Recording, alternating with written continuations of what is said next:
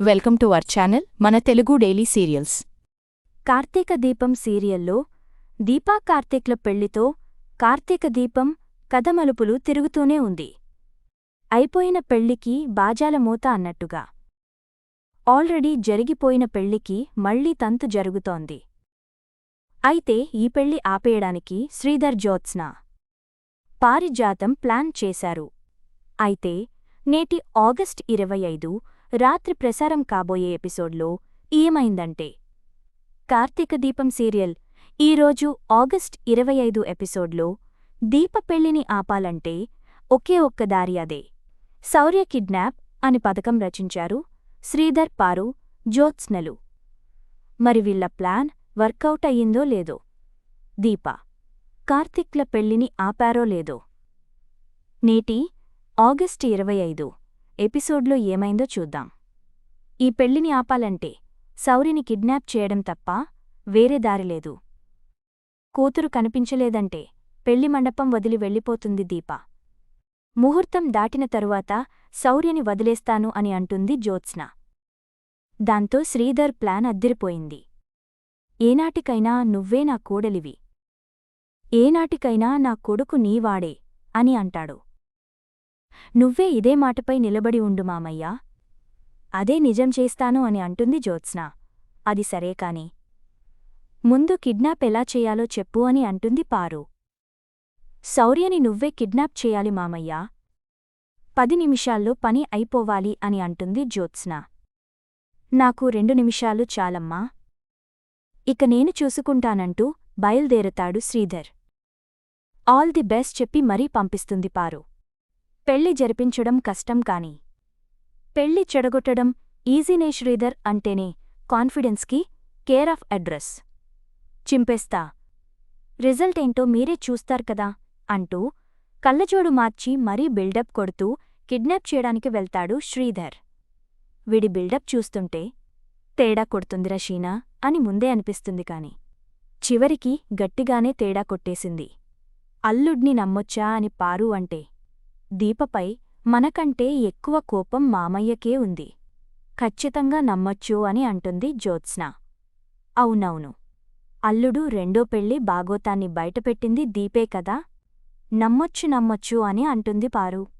ఇక పెళ్లి వేడుక మొదలు కాగా శ్రీధర్, పారు జ్యోత్స్నల దగ్గరకు వచ్చి ప్లాన్ సక్సెస్, శౌర్యని కిడ్నాప్ చేసేశా అని అంటాడు. దాంతో ముగ్గురూ కలిసి తెగ సంబరపడిపోతారు. ఇక పెళ్లిపీటలపై కూర్చున్న కార్తీక్ దీప దిగులుగా ఉండటాన్ని చూస్తాడు. ఏంటి మరదలా, ఆనందంతో నీ మొహం వెలిగిపోతుందని అనుకుంటే దిగులుగా ఉన్నావేంటి, అత్త నీపై కోప్పడిందనేనా అని అంటాడు కార్తీక్. దాంతో దీప ప్రేమని చూపిస్తుందని అనుకోవడానికి మిగిలిందేముంది, మా అమ్మకి నేను శత్రువునే కదా అని అంటుంది దీప. కాలం నీ కథని ఎంత వింతగా రాసిందో చూశావా, నిన్ను పరాయిదానిలా చూస్తున్న సుమిత్ర అత్త నీ కన్నతల్లి, కాని నీకు ఇప్పుడు శత్రువు. ఇక్కడ నిలబడ్డవాళ్లంతా మనవాళ్లే, మన రక్త సంబంధం, కాని ఒక్కరితోనూ బంధం లేదు.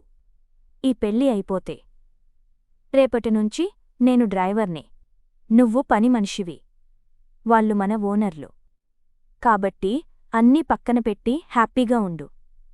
నవ్వు మరదలా, నవ్వు ఫోటోలు అందంగా రావాలి కదా అని అంటాడు కార్తీక్. దాంతో బలవంతంగా నవ్వుతుంది దీప. దీప నవ్వేసరికి ఇప్పుడు చూడు, నీ మొహంలో సిగ్గు ఎంత అందంగా వెలుగుతుందో అని అంటాడు కార్తీక్. కార్తీక్ కనిపించిన వెలుగు చూసేవాళ్లకైతే అనిపించదు దీప మొహంలో. అక్కడ దిట్టమైన మేకప్ తప్పితే పెళ్లి కళ అయితే కనిపించదు. నాకు చాలా హ్యాపీగా ఉంది బావా, జ్యోత్స్నతో నువ్వు చేసిన ఛాలెంజ్లో నువ్వే గెలిచావు అని అంటుంది దీప. ఇంతలో కాంచనకి శౌర్య గుర్తొస్తుంది.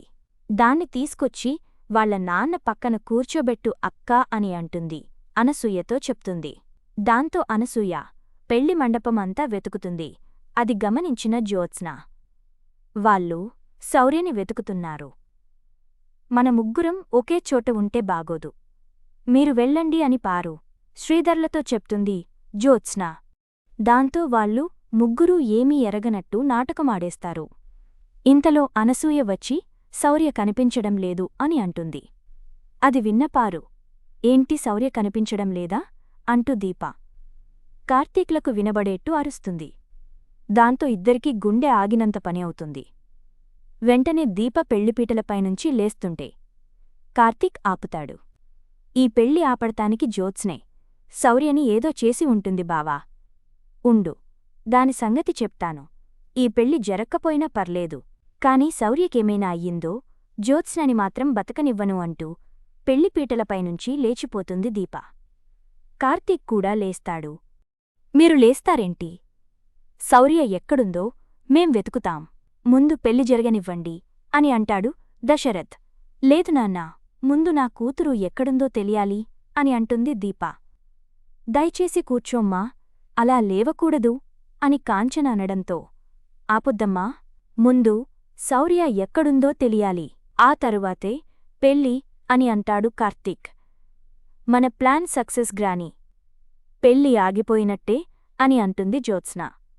ఇంతలో ఓ చిన్నారి శౌర్యని ఎవరో కారులో ఎక్కించుకుని తీసుకుని వెళ్ళిపోయారు అని చెప్తుంది. దాంతో శ్రీధర్, నేను ఎవరితోనూ పంపించలేదే అని అనుకుంటాడు. ఇక కార్తీక్ అయితే, మామయ్య కారు కీసివ్వండి, శౌర్యని తీసుకుని వెళ్ళినవాడెవడో పట్టుకుంటా, ఇక్కడికి లాక్కుని తీసుకొస్తా అంటాడు. పద బావా పద అని కార్తీక్ దీపలు వెళ్తుండగా, నాన్నా అంటూ ఎంట్రీ ఇస్తుంది శౌర్య. దెబ్బకి అంతా షాకైపోతారు, ముఖ్యంగా శ్రీధర్. శౌర్య, ఎక్కడికి వెళ్ళావ్?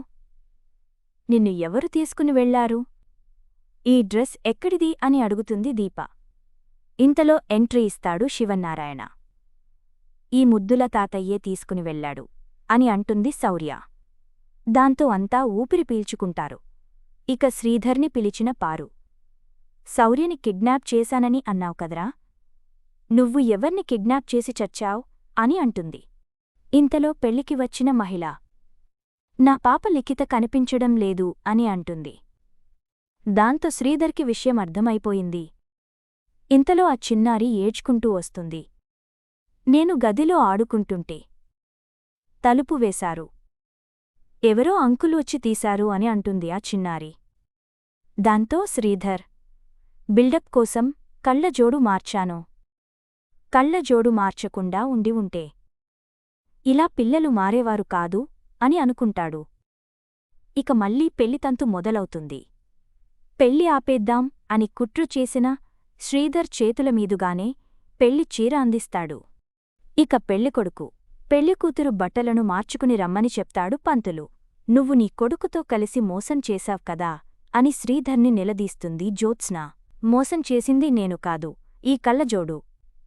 దూరం నుంచి కనిపించక శౌర్య అనుకున్నాను అని అంటాడు శ్రీధర్.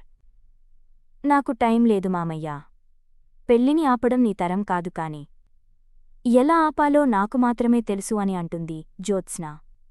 ఇక పాత సినిమాల్లో చింతకాయ పచ్చడి సీన్లా పాలల్లో మత్తుమందు కలిపి దీపతో ఈ పాలు తాగిస్తా, ముహూర్తానికి ఇంకా 20 నిమిషాలు ఉంది, ఈ పాలు తాగితే దీప గంటవరకూ లేవదు, ఆ లోపు ముహూర్తం దాటిపోతుంది, నా చేతులతో నేనే దీపకి పాలు ఇస్తాను అని తీసుకుని బయల్దేరింది జ్యోత్స్న.